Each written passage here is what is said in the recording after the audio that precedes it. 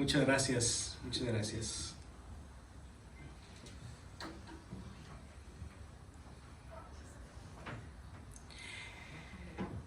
Pues aquí estamos comenzando un año nuevo en nuestro grupo de oración y vamos a comenzar también un ciclo nuevo con nuestras reflexiones para nuestro grupo de oración. Esta vez vamos a comenzar a hablar sobre los primeros 5 libros de la Biblia, que juntos se llaman el Pentateuco, porque penta es una palabra griega que significa 5, entonces Pentateuco es el conjunto de los 5 libros, los primeros de la Biblia, los que están en el mero principio. Son el Génesis, el Éxodo, el Levítico, el libro de los Números y el Deuteronomio, que son, algunos de esos nombres medio raros, pero vamos a ver por qué. Estos 5 libros son como la parte central de las escrituras del pueblo hebreo, lo que nosotros en algún tiempo llamamos el Antiguo Testamento. Son, así como los evangelios son el corazón del Nuevo Testamento, el Pentateuco es el corazón del Antiguo Testamento. Y los judíos le llaman a en lugar de decirle Pentateuco, ¿verdad? Tienen un nombre un poquito más fácil de pronunciar, le dicen Torah, que significa ley. Entonces, cuando ustedes escuchan que algún hermano o hermana judía dice la ley, se están refiriendo al Pentateuco, se están refiriendo a la Torah. Y lo van a también a ustedes encontrar cuando lean el Nuevo Testamento, ¿verdad? Muchas pasajes van a encontrar que el autor del Nuevo Testamento hace una referencia al Antiguo Testamento diciendo, como está escrito en la ley, X, Y, Z. Entonces, eso es a lo que se refiere. Cuando ustedes leen en su Biblia, como está escrito en la ley, se refiere a estos 5 primeros libros. Entonces, vamos a hablar un poquito acerca de ellos. Yo espero que podamos hacerlo en 3 sesiones, pero si necesitamos una cuarta, pues la vamos a hacer, porque acuérdense que lo más importante no es llegar a donde yo quiero, sino contestar sus preguntas, ¿de acuerdo? Entonces, si en cualquier momento hay alguna pregunta, por favor levanten la mano o interrúmpanme para que podamos hablar sobre lo que a ustedes les interese. Esta nada más es la manera de comenzar el diálogo, ¿ok? Entonces, ¿por qué queremos estudiar el Pentateuco? ¿Por qué queremos estudiar el Antiguo Testamento?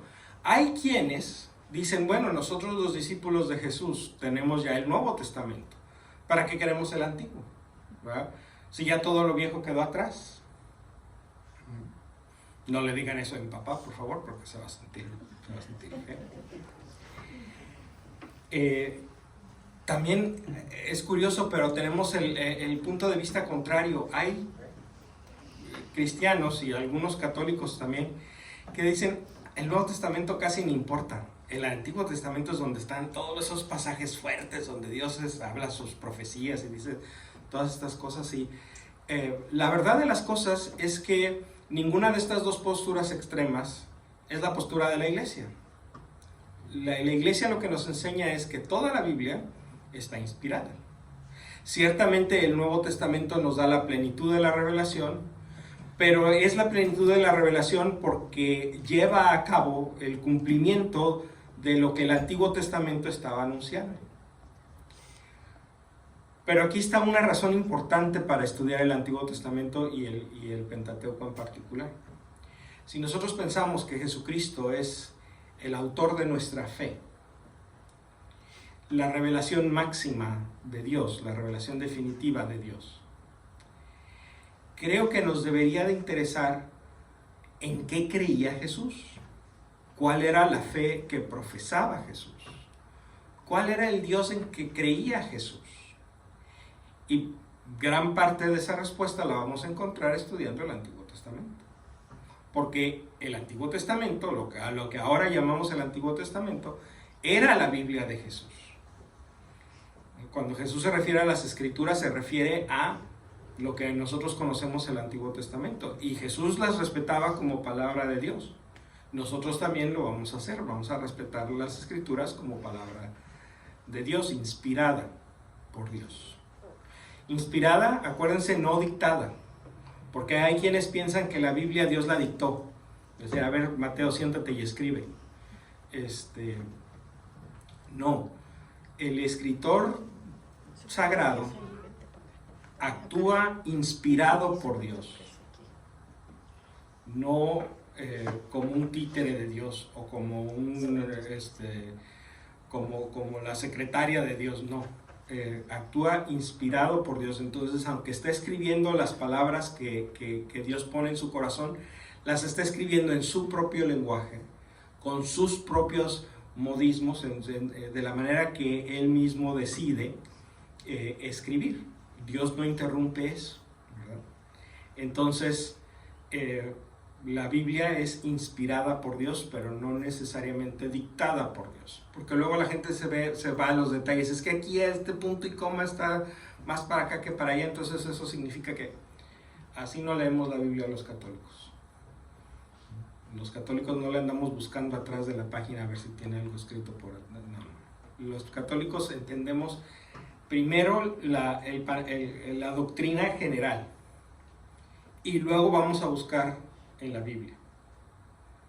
La Biblia nos confirma lo que la Iglesia nos enseña. Otras confesiones cristianas, otras denominaciones lo hacen al revés. Lo que está en la Biblia es la única fuente. Nosotros no tenemos nada más la Biblia como fuente de nuestra fe. También tenemos a la tradición y el magisterio de la Iglesia. Y la Biblia, de hecho, surge de la tradición católica. Es la Iglesia la que decide cuáles libros están en la Biblia y cuáles no. Entonces, la autoridad de la Iglesia es la que le da la autoridad a la Biblia. Vamos a decirlo así. Pero seguimos diciendo que la Biblia es ciertamente la palabra de Dios, que no puede equivocarse en cuestiones de fe y de moral.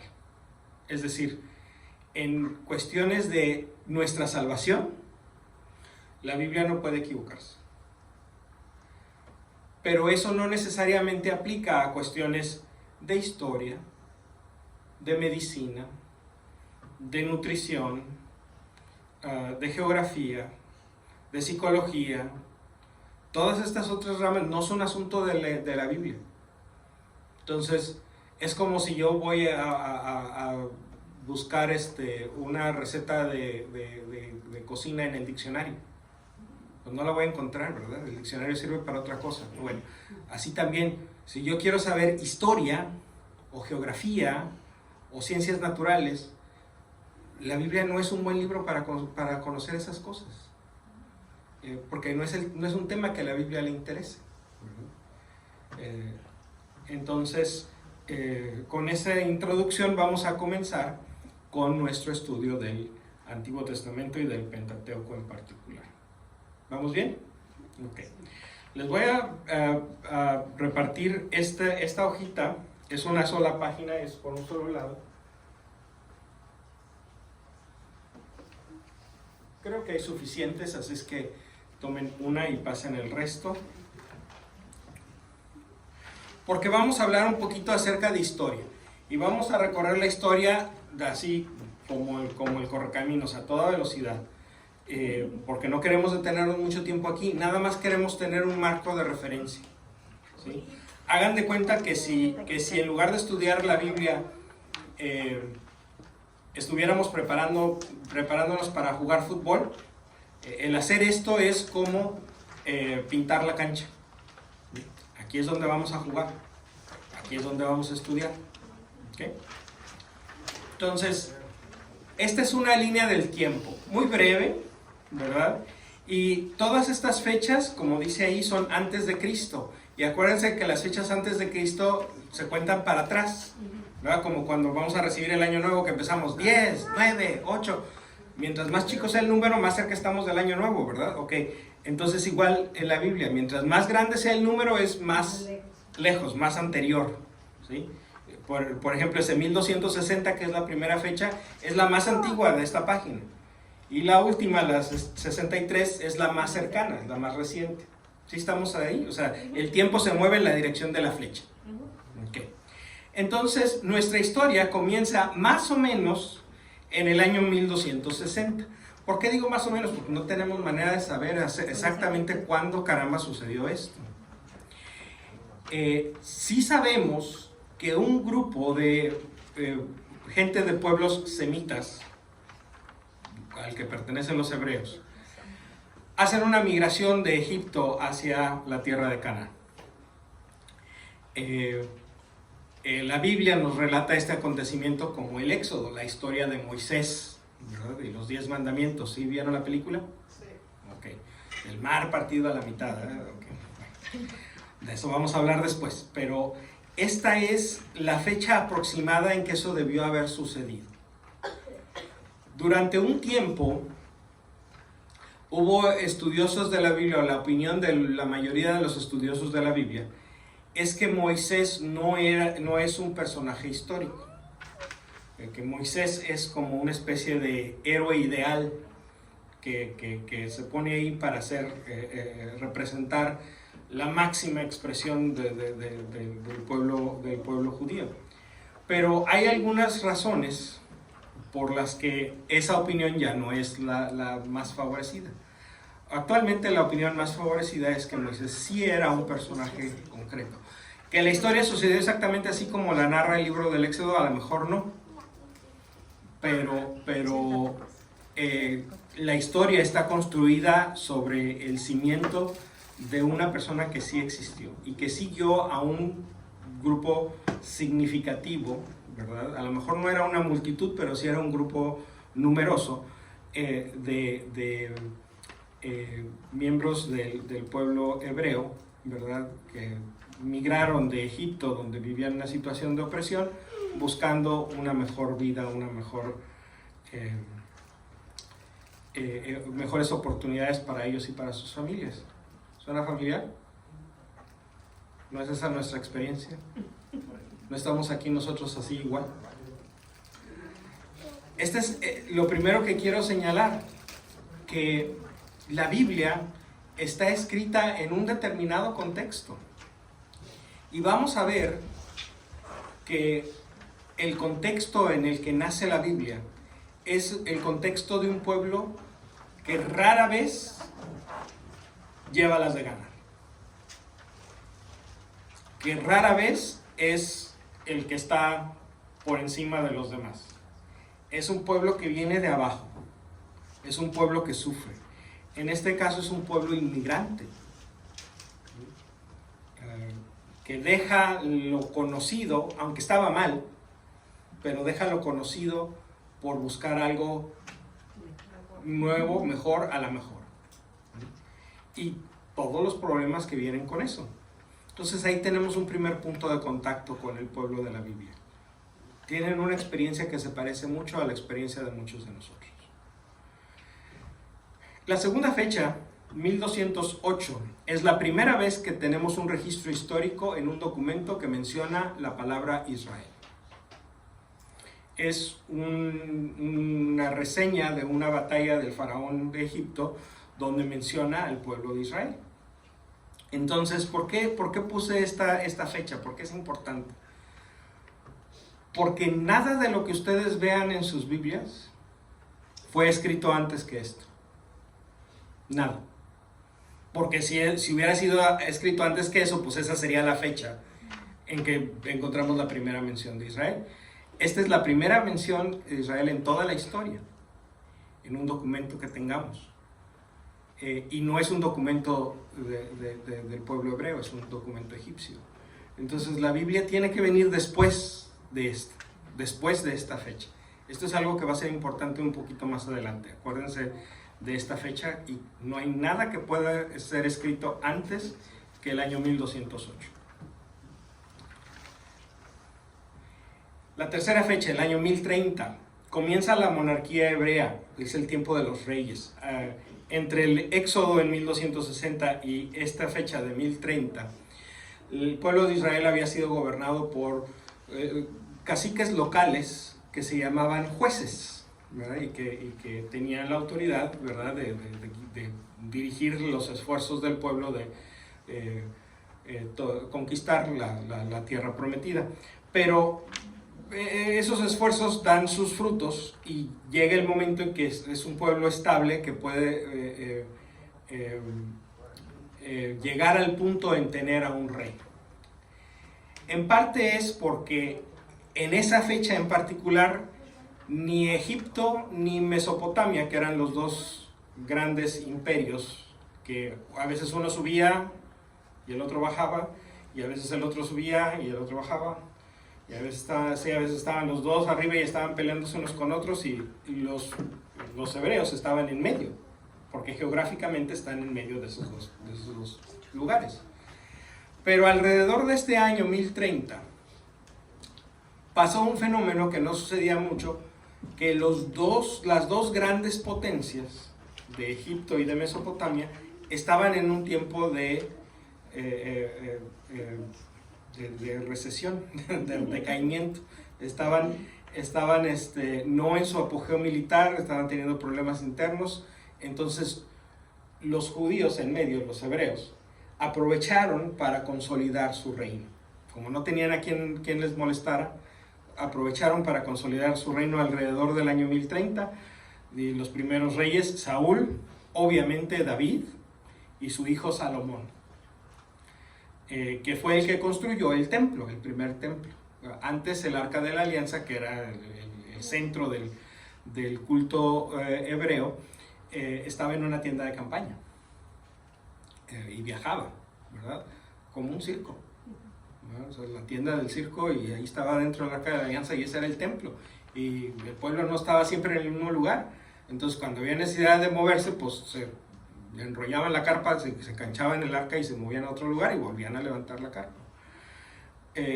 Entonces Salomón en este tiempo fue el primero que construyó en Jerusalén un templo estable, un templo de piedra, vamos a decir así. Esta era de esplendor del pueblo de Israel dura aproximadamente 100 años, porque en el año 930, después de la muerte de Salomón, hay una división en el reino. El reino de los hebreos se divide en el reino del norte, que normalmente se llama Israel, y el reino del sur, que se llama Judá. Entonces, si ustedes ven en sus Biblias, de repente ven a una referencia a Judá, ya saben que es el reino del sur, ¿verdad? Y si en alguno de los profetas ustedes ven a una referencia a Israel, quiere decir el reino del norte, ¿verdad? Estos dos reinos, el del norte y el del sur, Israel y Judá, no siempre se llevaban bien. Hay veces que tenían que aliarse para hacer frente a enemigos comunes, pero cuando no tenían ningún motivo para estar de otro modo, estaban de pleito. Lo normal es que estuvieran de pleito. No se entendían muy bien.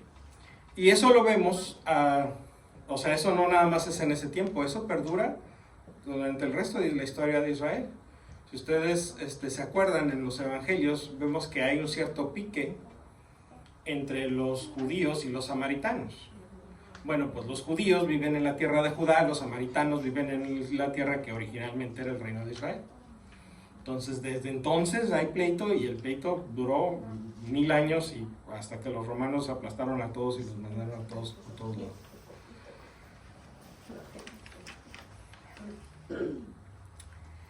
La siguiente fecha, 722.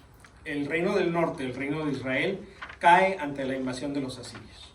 Asiria era una de las potencias del área de Mesopotamia, de lo que ahora es Irak, Irán, Siria, de esas partes. Eso sucede en el 722. Del año 640 al 609 reina en Judá el rey Josías. Es el único rey en toda la historia de Israel y de Judá que la Biblia lo menciona siempre en términos positivos. La Biblia solamente tiene cosas buenas que decir sobre Josías. Todos los demás reyes de toda la historia de Israel tienen un pero. Saúl no era el elegido de Dios, entonces en cuanto Dios eligió a David, Saúl se considera como un usurpador. David, bueno, todos sabemos la historia, que tenía su capitán que estaba casado con una mujer, que tenía la costumbre de salirse a bañar a la azotea que estaba junto al palacio de David, que obviamente el palacio está más alto. David le podía echar el ojo y no estaba de tan mal los bigotes la señora, entonces David mandó al esposo al frente de batalla para que se muriera, ¿verdad? Y poderse quedar con la mujer. Entonces, pues obviamente que eso está mal, ¿verdad? O sea, aunque la Biblia dice que de David Dios dice, he encontrado un hombre según mi corazón, de todas maneras David no era perfecto.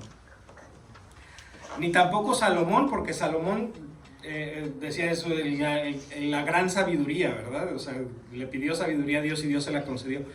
Sí, pero al final acabó teniendo, entre esposas y concubinas, tenía 1000 parejas. Salomón. ¿Verdad que no suena como alguien sabio? Una es más que suficiente. No te creas, esposita. Ok, entonces los reyes de Israel no siempre eran los buenos de la historia. En general ninguno era el bueno de la historia, más que Josías. Y vamos a ver también, no hoy, a lo mejor después, por qué. Pero fíjense en la fecha. La siguiente fecha es la fecha más importante de la historia del pueblo de Israel y del pueblo judío, 587. Porque el reino del sur cae ante la invasión de los babilonios y el templo de Salomón es destruido y un buen número de habitantes de la región de Judá es llevado al destierro a Babilonia. De esa situación de destierro nos vienen salmos como aquel de que se me pegue la lengua al paladar si no me acuerdo de ti, Jerusalén,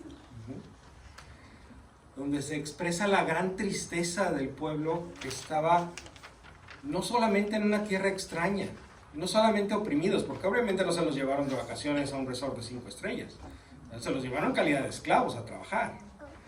Pero no solamente eso, los judíos tenían esta idea de que Jerusalén era el ombligo del mundo y la ciudad más esplendorosa sobre la faz de la tierra, y que el templo de Salomón era el edificio más glorioso y esplendoroso de toda la faz de la tierra. Y se los llevan a Babilonia, y comparado con Babilonia, Jerusalén es un rancho. Y el templo de Salomón era una choza en comparación con las construcciones que había en Babilonia, los jardines colgantes, las pirámides escalonadas. Entonces, el pueblo judío sufre una gran crisis de identidad. Pues que no éramos el pueblo escogido, pues que Dios no nos escogió de entre todos los pueblos. Entonces, ¿qué pasa? ¿Qué pasa? ¿Qué pasa? Y mucha de del Antiguo Testamento como lo conocemos ahora tomó su forma final durante este tiempo del destierro. Entonces, en el Antiguo Testamento hay un cimiento, un sustrato de un pueblo que está en el destierro, de un pueblo de refugiados, de un pueblo que no está en su tierra, de un pueblo que está siendo oprimido, de un pueblo que está teniendo una crisis de identidad. Hay veces que nos sentimos así. Entonces nosotros que tenemos esa experiencia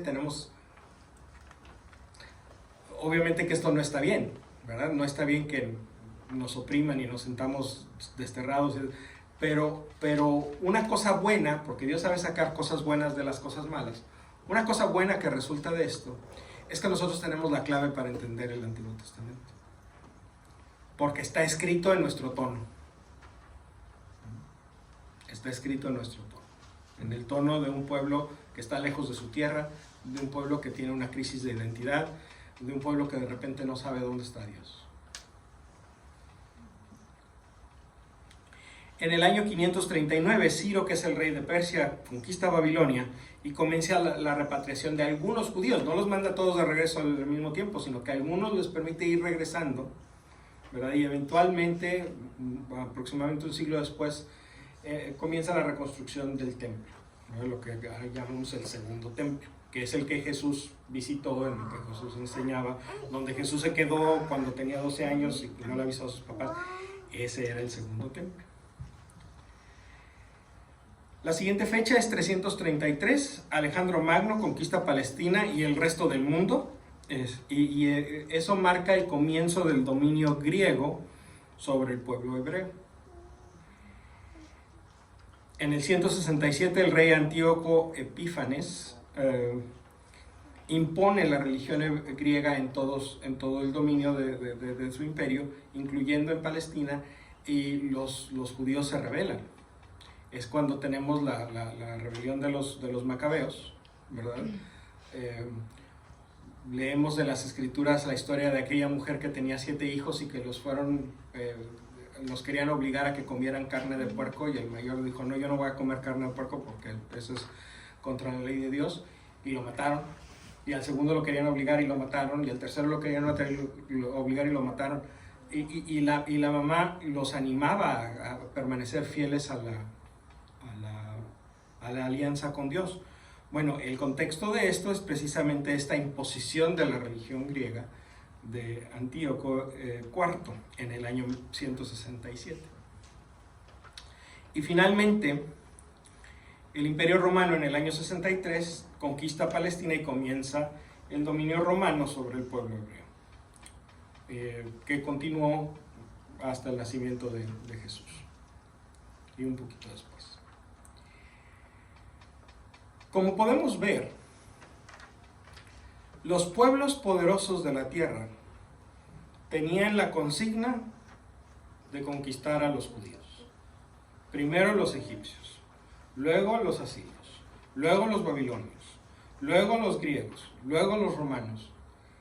El pueblo hebreo se ha pasado la mayor parte de su tiempo, de su historia, oprimido por alguna otra potencia. Entonces, por eso el Antiguo Testamento es el libro de un pueblo oprimido. Un pueblo oprimido. ¿Vamos bien hasta ahí? Muy bien. Vamos a dejar la línea del tiempo. Y quiero leerles una historia que no está en la Biblia. Esta historia viene de una obra de literatura muy antigua que se llama La Epopeya de Gilgamesh, originaria del área de Mesopotamia, de lo que ahora es Irak, Irán, Siria y esas partes. Esta Epopeya de Gilgamesh está escrita en tabletas, ¿verdad? Y entonces no todas las tabletas se encontraron al mismo tiempo, se han ido encontrando tabletas. Y esta tableta, que es la número 11, fue encontrada a mediados del siglo XIX. Les voy a leer la historia. Está un poco resumida, no muy resumida, pero sí está un poco resumida. Pero estoy seguro que van a reconocer la historia. Escuchen. Hay un montón de nombres extraños, no se distraigan con los nombres.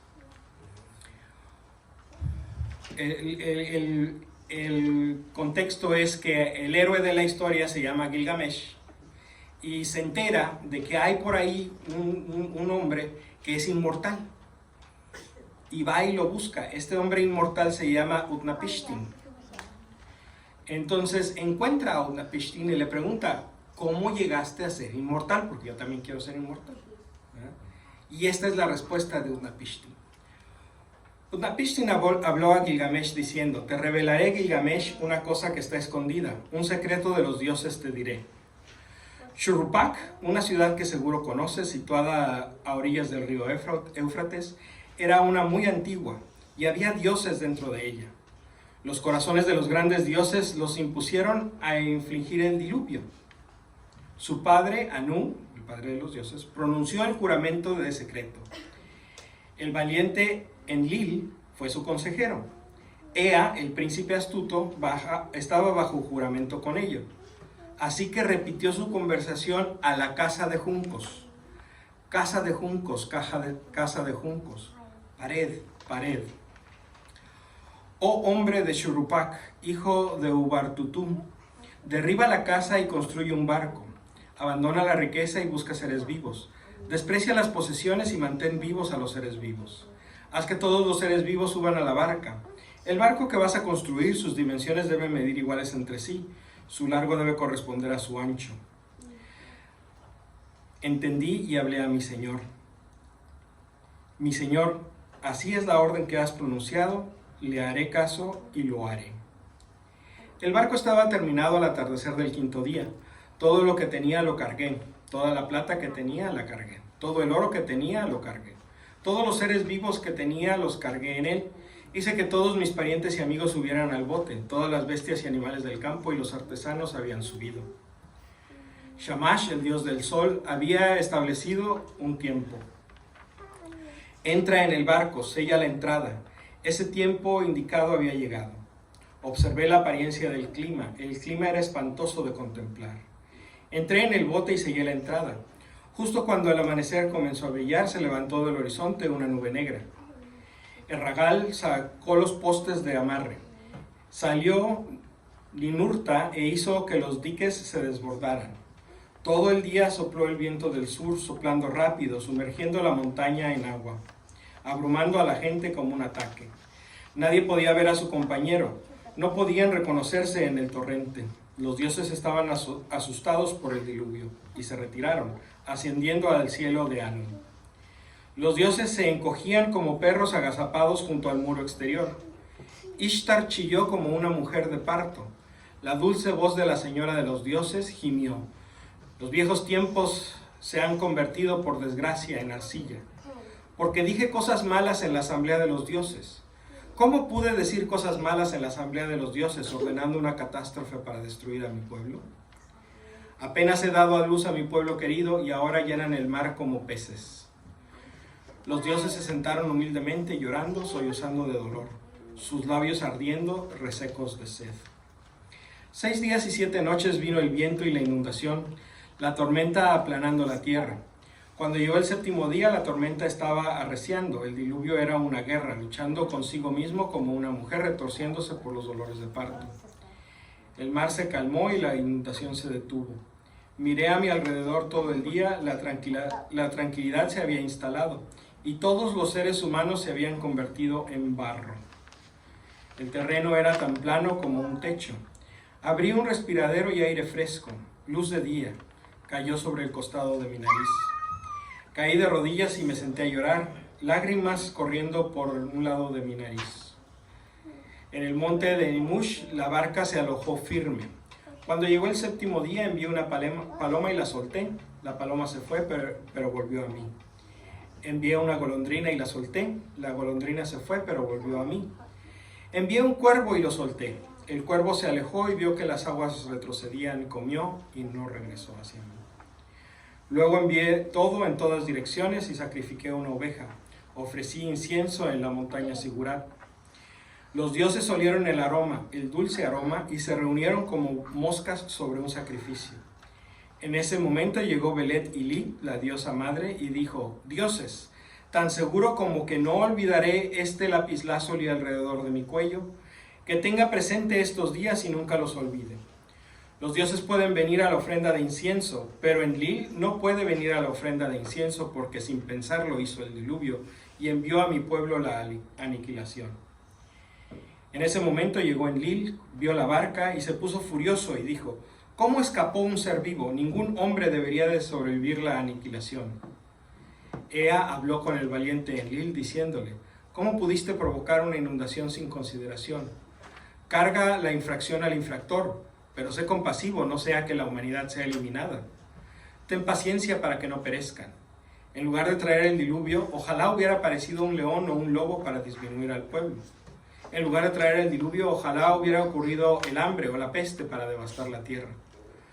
No fui yo quien reveló el secreto de los grandes dioses. Yo solo hice aparecer un sueño a Atraxis y así ha oído el secreto de los dioses. Enlil subió al bote y tomando mi mano me hizo subir, Hizo que mi esposa subiera y se arrodillara a mi lado. Nos tocó la frente e interponiéndose entre nosotros nos bendijo. Anteriormente Utnapishtim era un ser humano, pero ahora vuélvanse Utnapishtim y su mujer como nosotros los dioses. ¿Reconocen la historia? Sí. ¿Cuál es? Noé. La historia de Noé, exactamente. O sea, esencialmente Noé en la Biblia es el nombre que se le da a este mismo personaje de Utnapishtim. Obviamente que la historia tiene algunos detalles diferentes, pero esencialmente la historia es la misma. Es la misma. Hasta manda la paloma. Hasta manda la paloma. Las coincidencias son demasiadas. ¿Sí han oído todo el revuelo que se traen ahora en México porque una funcionaria en su tesis copió la tesis de alguien más? ¿Sí, no han oído en su tesis para recibirse de su carrera? Le copió la tesis a alguien más y bueno, traen todo un revuelo. ¿Cuál es la explicación que tenemos? ¿Por qué existe esta historia de Utnapishtim? ¿De dónde salió? Lo que se les ocurra. No hay respuestas incorrectas. Fue una obra. Fue una obra, ¿ok? ¿Original? ¿O se la copió a la historia de Noé? Imagino que ellos, original. ¿Cómo pudiéramos saber? No hay manera. ¿No hay manera? ¿Cuándo se escribieron? Cuando se escribieron. Exacto. Tenemos fragmentos de la tableta número 11 de la epopeya de Gilgamesh del año 2100 a.C.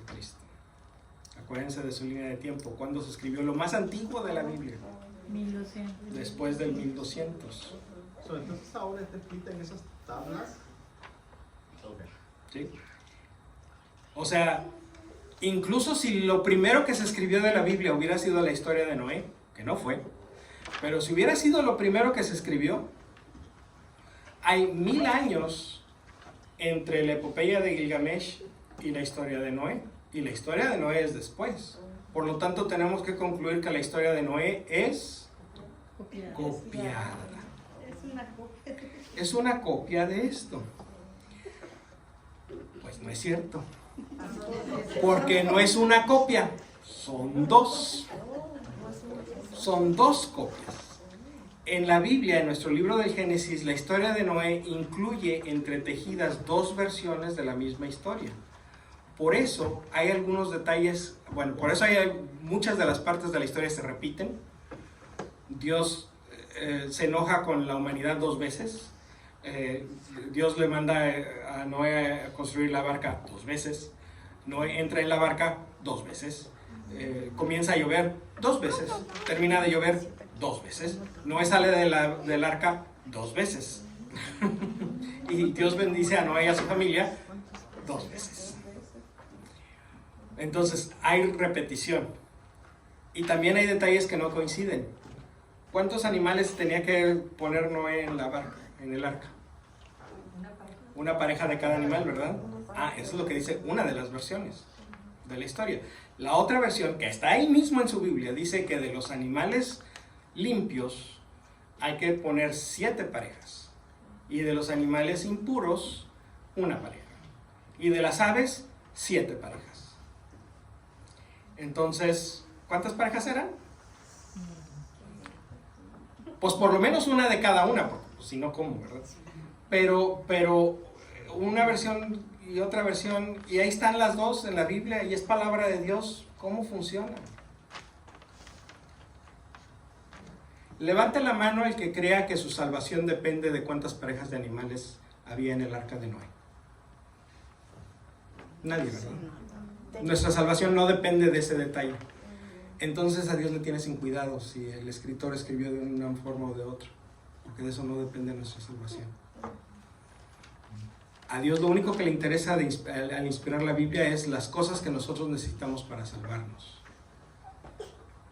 Entonces, no le busquen 3 pies al gato y no digan, es que está en la Biblia, es que está en la Biblia. Bueno, aquí tenemos una clara contradicción en la Biblia, en la misma Biblia consigo misma. ¿Por qué hay contradicción? Porque es en un detalle que no es importante. Les voy a pasar estos otros handouts. Son 2 páginas, entonces asegúrense de tener la página, la que tiene el número 1 y la que tiene el número 3. Cada quien debe tener un juego.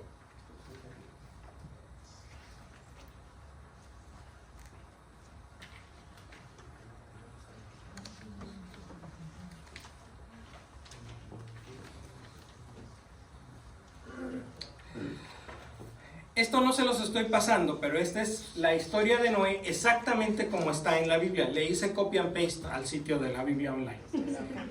Está exactamente como está en sus Biblias. Y para hacer el handout que tienen, simplemente puse en 2 columnas y acomodé de un lado una versión de la historia y del otro lado la otra versión de la historia. Entonces vamos. Entonces las 2 historias están en la Biblia. Las 2 historias están en la Biblia, entretejidas. O sea, ni siquiera es que una está en un lado y otra está en otro lado. No, están entretejidas, encimadas una encima de otra.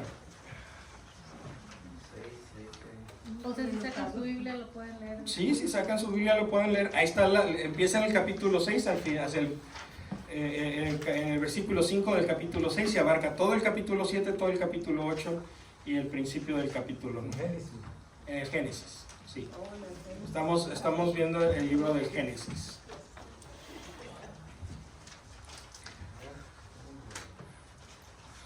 Ahorita no se preocupen por qué se llama fuente J y fuente P. Eso lo vamos a ver después. Pero nada más piensen en la primera historia y la segunda historia. ¿Ok? Gracias. ¿Sí alcanzaron? Me falta uno más. Ok. Entonces vamos a ver algunas de estas características que tiene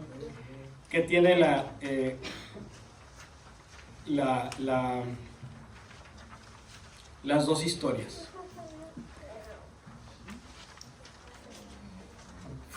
Vamos a decir del lado izquierdo y del lado derecho, ¿ok? Entonces, en la historia del lado derecho, la historia comienza nombrando a Dios. ¿Cómo se llama Dios? Yahvé.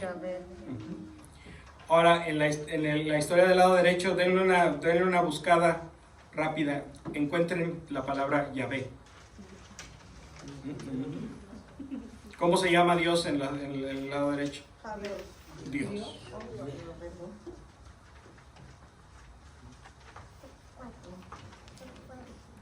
El lado izquierdo de repente usa la palabra Dios, pero más frecuentemente se refiere a Dios como a Yahvé. El lado izquierdo nunca se refiere a Dios como Yahvé. Entonces ahí tenemos una diferencia. En la primera página, lo que está subrayado del lado izquierdo.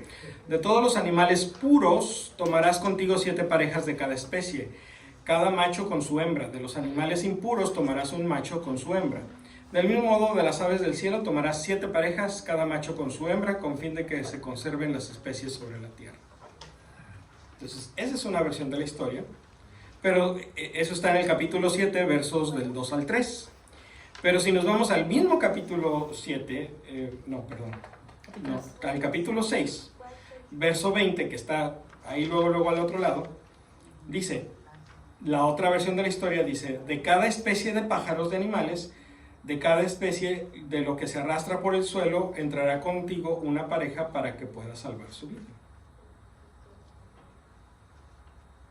Una sola pareja. Incluso lo pueden leer desde el 19. Meterás en el arca una pareja de todo ser viviente, o sea, de todos los animales para que puedan sobrevivir contigo. Tomarás macho y hembra. De cada especie de pájaros, de animales, de cada especie, de lo que se arrastra por el suelo, entrará contigo una pareja. O sea, una pareja parejo. Entonces, ¿cuántas fueron? ¿7 o 1? No importa. Las 2 funcionan. ¿Por qué las 2 funcionan? Porque es una historia. No es el noticiero Univisión Última Hora. También esas son historias.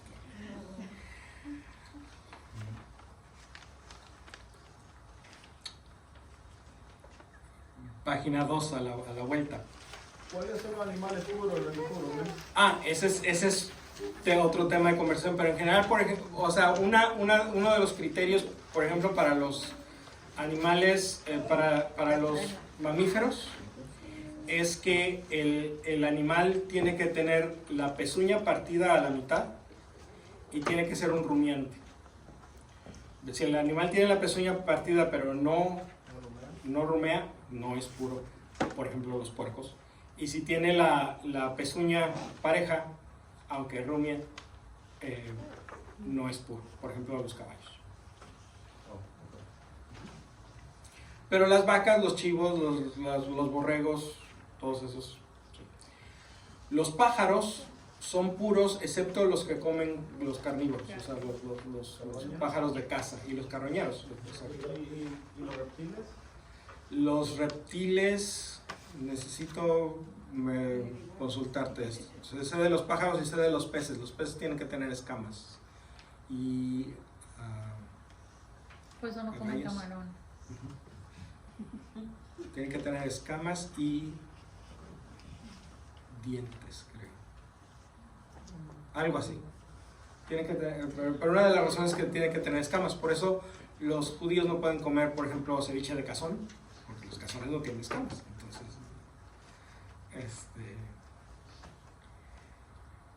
hay mucho que decir sobre las restricciones de la dieta de los judíos. Pero en general esa es la división, pues los animales que tenían permitido los judíos comer y los que no. En la segunda página, el lado derecho dice, el lado izquierdo, el diluvio cayó durante 40 días sobre la tierra. El lado izquierdo tiene una frase similar, ¿verdad? Estuvo lloviendo sobre la tierra por 40 días y 40 noches. Se entiende, ¿verdad? Ni modo que lloviera nada más durante el día. Entonces, esos sí son más o menos equivalentes. Pero cuando deja de llover, el lado izquierdo dice, después de 40 días, Noé abrió la ventana que había hecho en el arca y soltó al cuervo, el cual revoloteaba sobre las aguas, etc. Entonces, a los 40 días, ya era el primer intento de ver si ya se podían salir del arca. El otro relato dice, las aguas cubrieron la tierra durante 150 días. Las aguas iban bajando sobre la tierra con flujo y reflujo, empezaron a descender después de los 150 días. Entonces, ¿cuántos fueron? ¿40 o 150? Pues quién sabe. ¿Se acuerdan cuando pero no pueden ser las dos al mismo tiempo? ¿Sí me explico? Una puede estar correcta, pero las dos no. Pudieron haber sido 40, pudieron haber sido 150, pero no pueden haber sido 40 y 150 a la vez. También puede ser que hayan sido 78, o sea que ninguno de los dos tenga razón, pero pues ese no es el caso, ese no es el punto. El punto es que no hay una concordancia exacta entre las dos historias, ¿verdad? Incluso si tomamos en cuenta lo que sigue después en la página 3, dice, el lado izquierdo dice que después de 40 días Noé empezó a hacer intentos, esperó 7 días más y luego todavía esperó otros 7 días y entonces fue cuando la paloma ya no regresó al arca. Entonces, aunque sumemos estas 2 semanas adicionales, siguen siendo 54 días, no 150. Entonces las dos no funcionan juntas. Es o una o la otra, o ninguna, ¿verdad? Pero no pueden ser las dos al mismo tiempo. Bueno, ¿que el escritor de la Biblia que puso esto así, en esta forma, estaba tonto o qué? O o estaba muy high, o ya estaba muy cansado, desvelado esa noche y ya no se regresó a revisarlo. No, estas personas eran tan abusadas como nosotros, así es que si lo dejaron ahí fue a propósito, para darnos una idea, para darnos un mensaje. Hey, esto no es historia, este es un relato. la verdad en esta parte de la Biblia no está en los hechos, sino en las enseñanzas que da la historia. Híjole, pero hace sufrir a muchos protestantes. ¿Sí? Oh, sí, sí, tienen agruras tremendas porque... Ellos creen que es tal cual como dice la Biblia. Está fácil. ¿Cuántos fueron? ¿54? ¿40? ¿150? Que saque la cuenta. Exacto, o sea, ¿cuántas parejas de animales fueron? ¿1 o 7? En la misma Biblia, no necesitamos ni siquiera recurrir a arqueología o historia. O sea, en el mismo texto se muestra que a Dios no le interesan esos detalles. A Dios lo que le interesa es darnos un mensaje.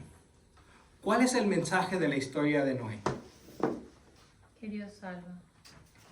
Que Dios salva, sí. ¿Estamos todos de acuerdo? Pero Pero se me vino a la mente algo así sin pensarlo, pero no a todos, porque tenemos que ser rectos en nuestras decisiones si queremos salvarnos. Tal vez Él sí nos salva a todos, pero en nuestras acciones no. Que Dios está conmigo en el diluvio. que Dios está conmigo en el diluvio, sí. En las pruebas que pasamos. En las pruebas que pasamos. Muy bien, muy bien.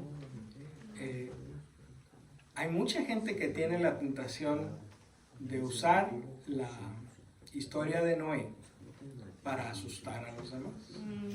Para decir, si sigues pecando, a lo mejor no es con el diluvio, pero te va a cargar el payaso, porque a Dios no le gusta el pecado y te va a castigar.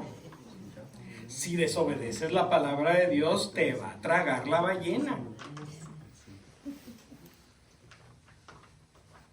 Ese no es el punto de la historia.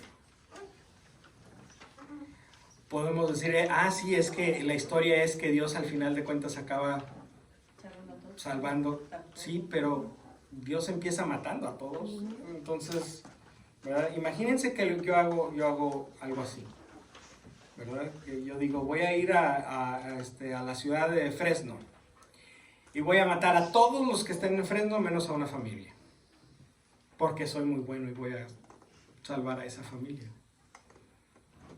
¿Verdad que no hace mucho sentido? Dios no sale muy bien librado de esta historia. Dios no sale muy bien librado de esta historia. Pero la historia tiene que funcionar así, porque la historia original comienza con los dioses mandando el diluvio. Entonces, la versión hebrea tiene que ser Dios mandando el diluvio. Pero Dios no es caprichoso como los dioses de los sumerios, que mandaron el diluvio porque les caímos gordos, básicamente porque hacemos mucho ruido. La versión de la Biblia tiene que encontrar una justificación de Dios. Bueno, es que realmente no hay manera de justificar el genocidio, pero es que a lo mejor la gente se lo gana, ¿verdad? Son las consecuencias de nuestros actos. Bueno, a lo mejor le podemos, pero le tuvieron que echar coco de cómo acomodar la historia a la visión de Dios. Se me viene a la mente como la diferencia entre dos personas. Una persona que no tiene la fe en Dios y otra persona que tiene fe y a Dios en su corazón. Están pasando por el mismo problema y la diferencia en que se ve ese problema. Yo veo y me ha tocado con personas que conozco que pasamos casi por lo mismo y a mí me dicen que hasta mal les caigo. Porque me dicen, ¿por qué siempre estás, aunque estemos pasando por lo mismo, tú estás tratando de ver las cosas, tú ves las cosas diferentes? Le digo, es que me gusta tratar de ver o de sacar algo positivo de algo que no está tan bueno. Y esa es otra persona que no tiene la confianza que yo tengo en Dios. Cualquier cosita, un desastre. Pero como que el creer en Dios nos da algo de qué aferrarnos para decir, hay una esperanza de que estas cosas cambien y mejoren. Sí. O hay una razón por la que estoy pasando por esto, Dios quiere que yo aprenda algo. Es una manera diferente de ver la misma situación, ¿verdad? El mismo dolor. Muy, muy cierto, esa es una muy buena reflexión. Pero por favor no usen la historia de Noé para asustar a nadie de que cuando no sigas pecando porque te va a pasar lo que a Noé. No. O te va a pasar lo que a la otra gente que no era Noé, porque ellos eran los pecadores. es lo que te va a acabar pasando. Entonces no usen así la historia. Ahorita vamos a ver cómo sabemos cuál es el mensaje de la historia. Pero antes, déjenme hacer esta pregunta. ¿Entonces hubo diluvio o no hubo diluvio? En la historia, en los hechos. Ya lo sé.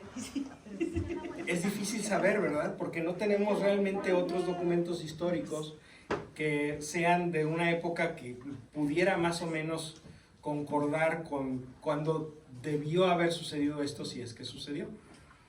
No hay No hay forma de comprobar. escritura, no hay documento, no hay historia. Esta es parte de la prehistoria. Pero como cuando ve uno el History Channel y eso, de los científicos que supuestamente andan investigando todo eso y ven las capas de la Tierra y todo, y entonces ahí ellos dicen, oh, porque entonces sí lo andan buscando, que sí sea verdad que haya pasado. Ah, bueno. Y hay gente que dice, y hay unos que llegan a la conclusión que sí, y hay otros que no, bueno, que no, pero... De que hay gente buscando evidencias de los acontecimientos bíblicos, claro que los hay. Y hay mucho dinero invertido en eso. Pero hay gente que tiene un deseo ardiente de confirmar lo que cree en la historia. Entonces, una persona así tiene siempre la tentación fuerte de leer su interpretación en los acontecimientos, en lo que encuentra. ¿Sí? Ah, mira, aquí hay un pedazo de madera, seguramente que era del arca de Noé. Aquí la encontré, entonces aquí debió haber estado el arca de Noé. No, ¿verdad? Pero hay gente que así... Y eso vende montones. Entonces no crean que porque es el History Channel dice la verdad. Yo conozco gente que ha trabajado para el History Channel que me dice, ¿sabes qué? O sea, el History Channel va a poner al aire lo que venda. Como todos. Como todos. Como todos. Sí. Pues yo me gusta ver mucho eso también, porque bueno, Y está bien verlo, nomás hay que entender que no porque esté ahí es la verdad, ¿verdad? Es como a quien le gusta ver Caso Cerrado. Pues sí, ¿verdad? O sea, es divertido, pero eso no significa que esa sea una corte de veras, ¿verdad? O sea, que esos sean casos reales. Todos son actores, todos tiene un guión, es como un reality show, ¿verdad? También algunas cosas del History Channel no son realmente documentales o programas que estén interesados en divulgar un conocimiento científico. Lo que están interesados es en tener rating para poder vender comerciales. Moraleja, no crean todo lo que ven en TikTok. Sí. Eso lo dijo Abraham Lincoln. Lo leí en el Facebook. Sí. Por ejemplo, ha habido, de repente salen, ¿verdad?, noticias de que en el Mar Rojo se encontraron restos de carrozas en el fondo del Mar Rojo, y eso demuestra que ahí es el ejército del faraón que se hundió cuando Dios volvió a poner el mar en su lugar. Para empezar, no estamos seguros que haya sido el Mar Rojo por donde ocurrió eso. Y para terminar, no es cierto que están ahí, o sea, vuelvo a lo mismo, porque te encontraste una tuerca no significa que hay 200 carrozas ahí, ¿verdad? Pero bueno, ese es el punto. Pero entonces, ¿qué? ¿Hubo diluvio o no hubo diluvio? no, pues ya ahora sí. No. Pues no sabemos. Un diluvio universal hace menos de 4,000 años, que inundó todo el globo terráqueo, es muy poco probable, porque tenemos, por ejemplo, el continente americano, donde hay una sucesión histórica de restos históricos arqueológicos que no indican que hubo un diluvio que devastó el continente de manera que tuviera que ser repoblado. Porque si la historia de Noé es literal, ¿verdad? Algún descendiente de Noé tuvo que volver a venir a las Américas a repoblar el continente americano. De ahí tendrían que haber salido los aztecas y los mayas y los olmecas y los apaches y los chumash y los incas y los... Se les inundó el pueblo, pues. Exacto. Que haya habido la historia de una inundación es una historia presente en muchos pueblos. ¿Pero por qué? No porque haya habido una sola inundación grande, sino porque la gente suele poner sus pueblos junto al ¿qué? Al océano, cuando hay océano y cuando no. A los ríos, porque ¿qué es lo que necesitamos primero? Agua. Entonces, ¿dónde pones el pueblo? Junto al río. ¿Y qué pasa cuando el río se crece? Pues se inunda. ¿Verdad? Es natural, es normal. México lo puso sobre el agua. Exacto. Y se hunde. Y ahora se está hundiendo. Entonces, sí, o sea, es normal que los pueblos de la antigüedad que dependían de la cercanía del río para su subsistencia, pues tengan historias de inundaciones. Ahora, hay una teoría un poquito incluso más salvaje, y es que sí hubo una gran inundación en esta región, que es la que está en la memoria colectiva de los pueblos de esta región, porque las historias se parecen demasiado, que pudo haber sido el resultado de que al final de la edad de hielo,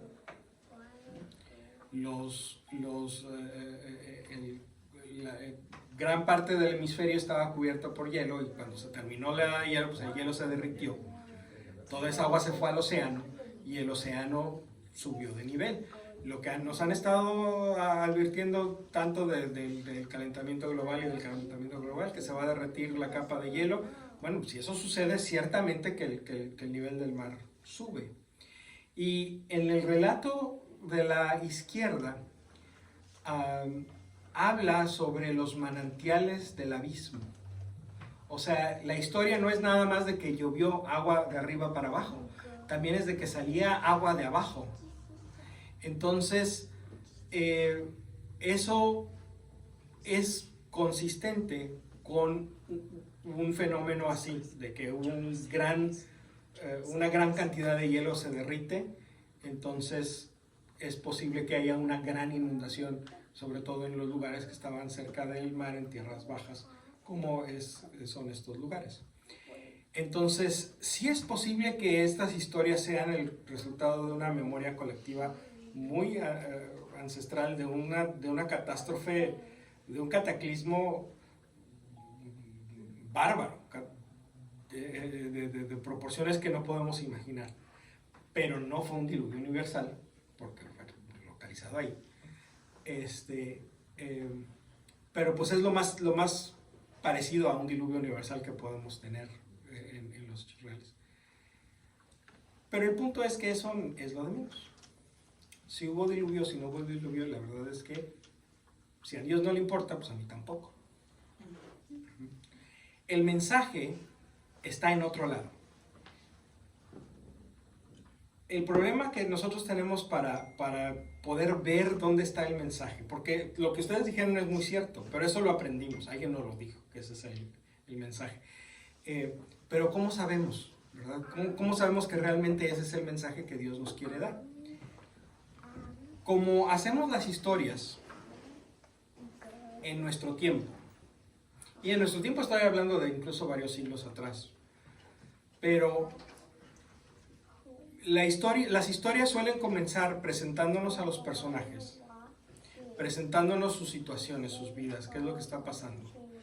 Y de ahí se empiezan a desarrollar algunos temas. Empezamos a conocer mejor a los personajes, y las vidas de ellos empiezan a desenvolverse en la trama de la historia.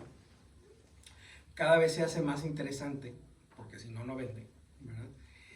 Y al final, lo mejor pasa al final de la historia. En los últimos 15 minutos de la película es donde está todo lo bueno. O en el final de la telenovela, o algunas telenovelas han tomado la moda de hacerlo en el penúltimo capítulo y el último capítulo nada más es, ay, vivieron felices para siempre. Pero como sea, está al final, ¿sí? Entonces la historia empieza aquí tranquila y va subiendo de tono y lo más importante, lo que el que nos está contando la historia quiere decirnos, sucede al final, ¿sí?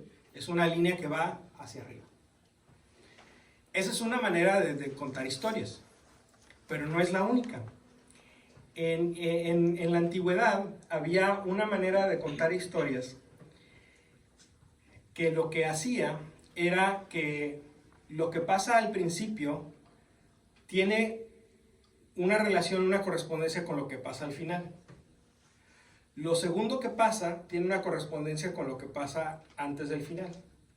Lo tercero que pasa tiene una correspondencia con lo que pasa antes del final. ¿Sí me explico? La historia no va subiendo nada más, sino que sube y baja, pero al final de cuentas, este corresponde con este, y este corresponde con este, y este corresponde con este, y este corresponde con este. Y aquí, en la punta del triángulo, está el mensaje. Como la película de Amores Perros. Más o menos. Más o menos. ¿Cuál es la idea de hacerlo así?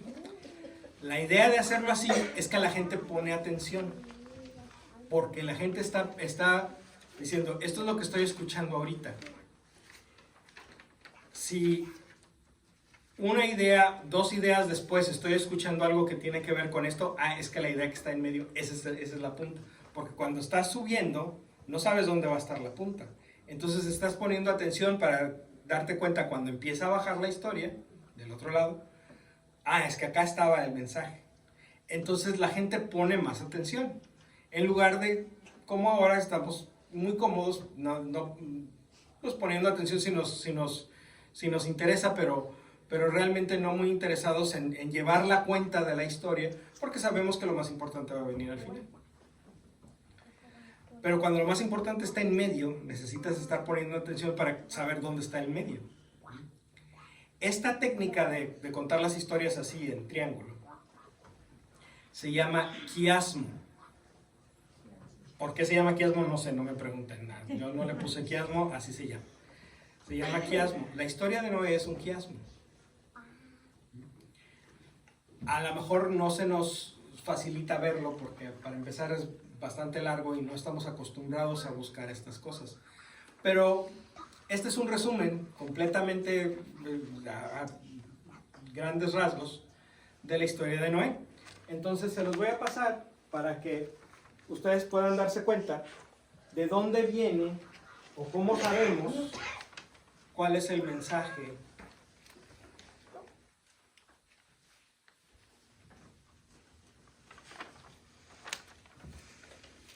de la historia.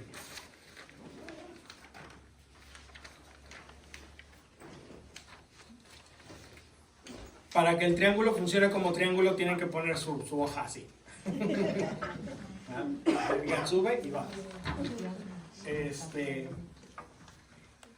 Pero fíjense, lo primero que vemos en la historia de Noé, bueno, voy a esperar a que lo acaben de pasar para que lo vayamos siguiendo entre todos.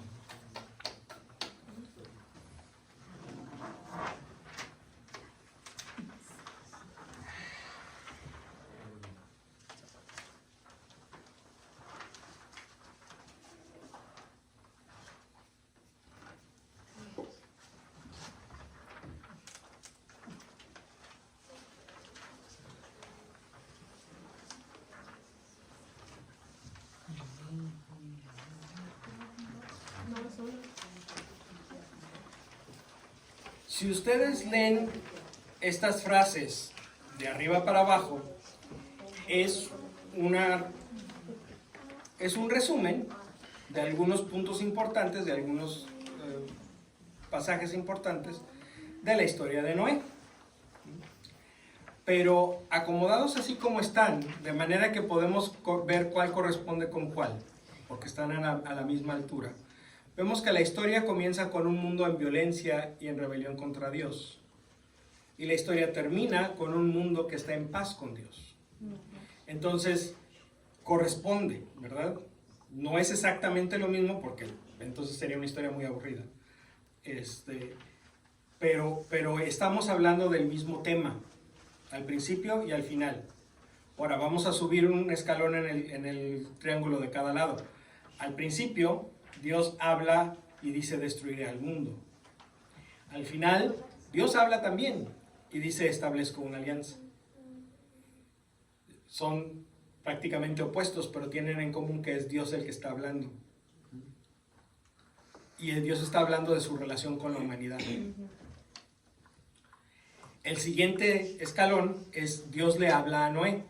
Al principio, Dios le dice a Noé, construye un arca y entra en ella. Al final, Dios le dice a Noé, sal del arca y construye un altar. Si se fijan cómo está, es como si fuera un espejo, está lo mismo, está al revés. Subimos otro escalón, comienza el diluvio.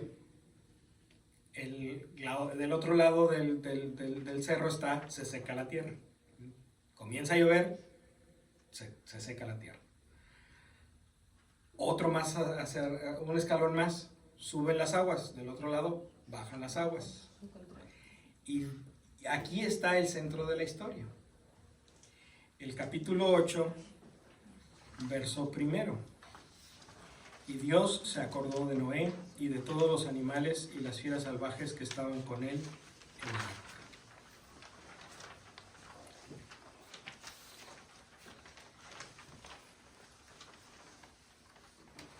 La historia del lado izquierdo de su handout es más antigua. Esta pudo haber sido escrita alrededor del año 900 antes de Cristo. O sea, todavía cuando ya había reyes en Israel, pero todavía era un solo reino. ¿Sí? Esta es una historia que comparte el reino del norte con el reino del sur. El lado derecho es muy posterior. Esta historia se puso en su forma definitiva durante el exilio de Babilonia. Entonces, después del 587. Entonces, hay más de 300 años entre una historia y la otra. Esta historia es más larga, tiene más detalles. De eso vamos a platicar la próxima semana, de qué es lo que eso nos indica. Pero al que los puso juntas, le pareció que esta historia no merecía desecharse. Esta historia la historia de la derecha puede sostenerse sobre sí misma, no necesita de esta. ¿Sí? Una de las cosas que pudo haber hecho el editor es decir, vamos a sacar esta historia y vamos a poner esta en su lugar, porque está más chida. Pero decidieron que era bueno conservar ambas historias y no nada más una después de otra, sino entretejerlas. Eso es interesante. Pero el lado de la historia donde está la punta del quiasmo es el lado derecho, es el lado posterior, es el lado que fue escrito durante el exilio.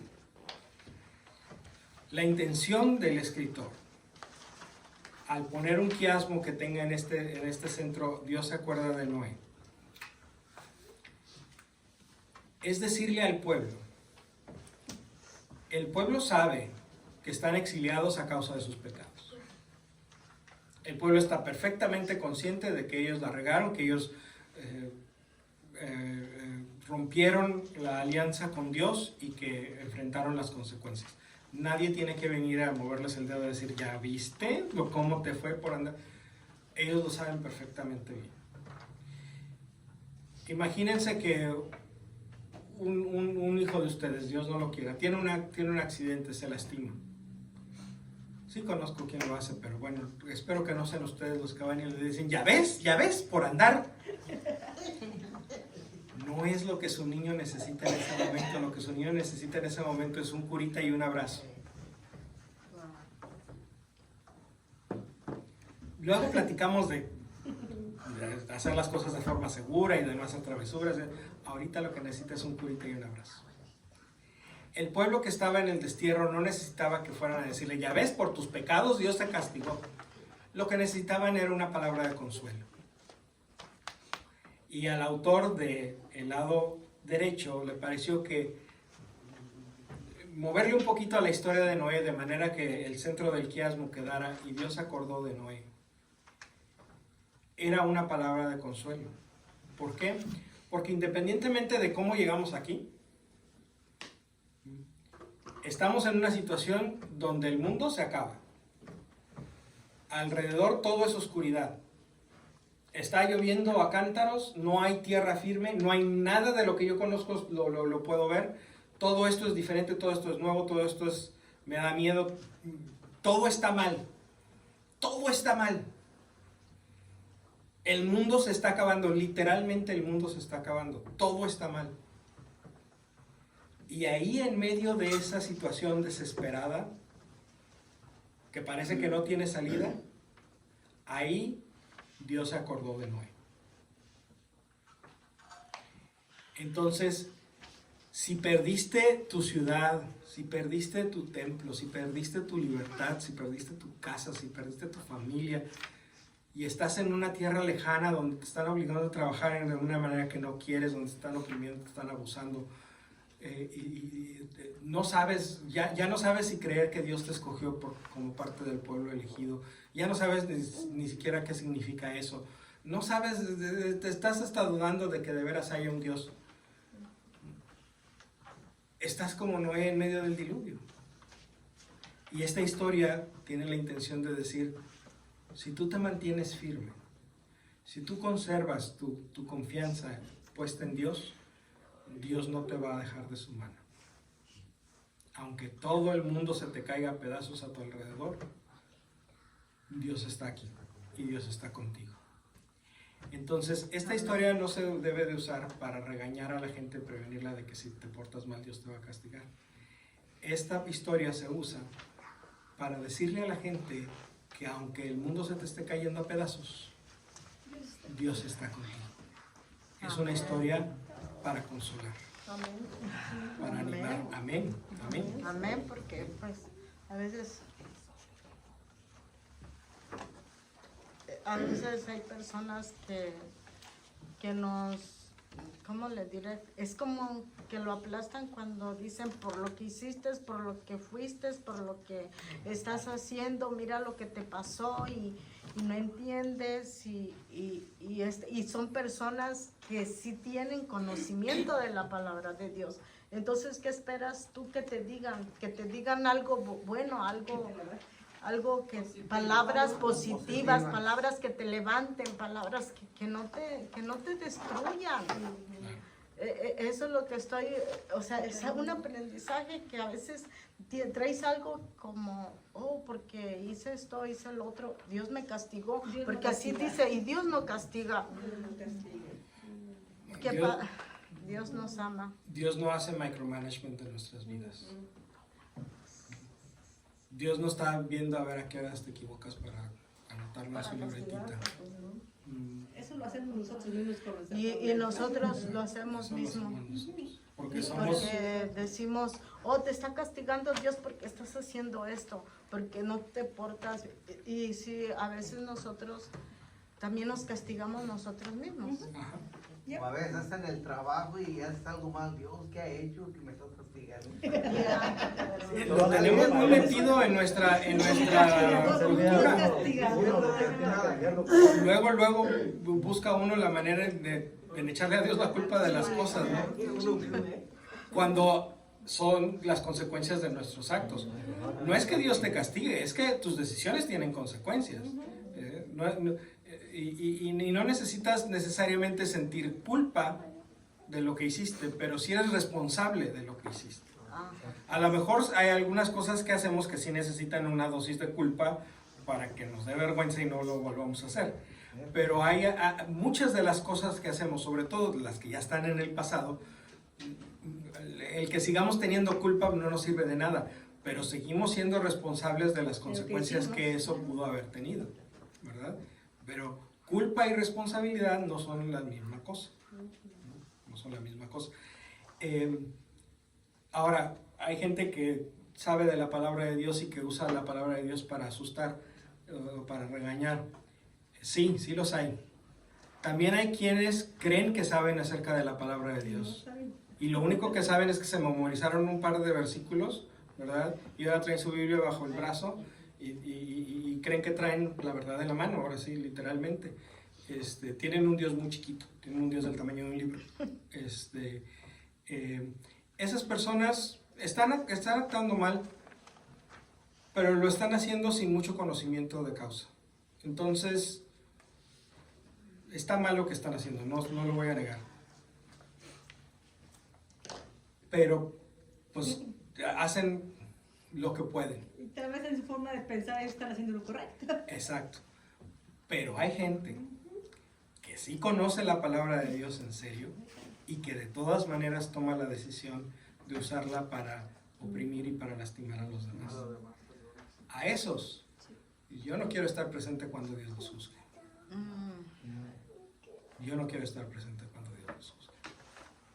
Porque me va a dar mucha pena ver lo que va a pasar. Y no estoy haciendo lo mismo, estoy asustando, no quiero asustar a nadie. Simplemente estoy diciendo, esta es una de esas cosas, simplemente lo que dijo Jesús, ¿verdad? Si tú escandalizas a uno de estos hermanos pequeños, más te valiera que te amarraran una piedra de molino al cuello y te aventaran al mar. Más te valiera. Entonces sí, la gente que adrede, a sabiendas, usa la palabra de Dios para asustar, para regañar, para manipular, y más aún para obtener un beneficio propio, porque lo que sigue después de eso es, aquí está la canasta, pasa tu diezmo, ¿verdad? Van a tener que responder por eso. Van a tener que responder por eso y por las almas de todos los que se pierdan por culpa de ellos. Porque a lo mejor no es culpa de ellos, es culpa de él o de ella. Entonces a lo mejor aquellas otras personas que instados por estos líderes falsos, profetas falsos, hacen cosas indebidas o viven una vida infeliz, lo cual es indebido. Ciertamente Dios va a tener misericordia de ellos porque fueron engañados. Pero al que engaña, ay Dios. Al que engaña, ay Dios. ¿Preguntas? ¿Está interesante? ¿Le seguimos otro par de sesiones? Ok. Les voy a dar una probadita de a dónde vamos a ir la próxima semana. La próxima semana vamos a entender por qué J y por qué P. Eso le iba a preguntar. Vengan la próxima semana. Vengan la próxima semana. Eso le iba a decir, no, ya quiero mandar Durante mucho tiempo, ya para terminar les voy a decir, durante mucho tiempo los cristianos y los judíos también creíamos que en el Pentateuco había solamente una voz, la voz de Moisés, porque él había sido el que escribió el Pentateuco. Ahora sabemos que Moisés no escribió nada y que hay más de una voz en el Pentateuco. Ahí se las dejo para que vengan la próxima semana en el mismo canal a la misma hora. Pero sí tengo una pregunta, ¿por Sí. qué en el Viejo Testamento pronuncian muchos reyes? Que rey fulano, que rey... ¿Por qué tantos? Porque esto sucedió hace muchos años, donde la mayoría de los pueblos de la tierra tenían reyes. Entonces, cuando iban a pelear los israelitas contra otro pueblo, pues iba el rey de los israelitas contra el rey del otro pueblo. Y se acababa esa guerra y luego iban a bronquearse con alguien más, pues iban con el rey del otro pueblo. Era la forma de gobierno que tenía. Era la forma de gobierno. Sí. Rey acá, rey allá, rey acá. Pues sí, como Bueno, porque había tantos presidente reyes. también de cada... Es como ahora tenemos, la mayoría de los países tienen presidente o primer ministro, o ya hay menos reyes. Todavía hay varios países que tienen reyes, pero hay muchos reyes que nada más están de adorno, ¿verdad? Como la reina de Inglaterra, pues realmente no hacía nada. El que tiene realmente el poder en Inglaterra es el primer ministro, ¿verdad? O el emperador de Japón, o por ejemplo en España hay reyes, pero pues, nada más están de adorno. Sí, están para la hacienda, para recaudar. Nada, sí, bueno, Pues es que si vas a utilizar a una persona como adorno, pues la tienes que arreglar, ¿verdad? O sea, tiene que verse presentable. Y eso cuesta. Hay a quienes les cuesta más que a otros, ¿verdad? O sea, entonces, pues sí, por eso tienen que recaudar impuestos para tener la monarquía de una forma que pues de veras valga la pena, ¿verdad? Que no nos hagan quedar en ridículos como ciertos expresidentes que no vamos a nombrar.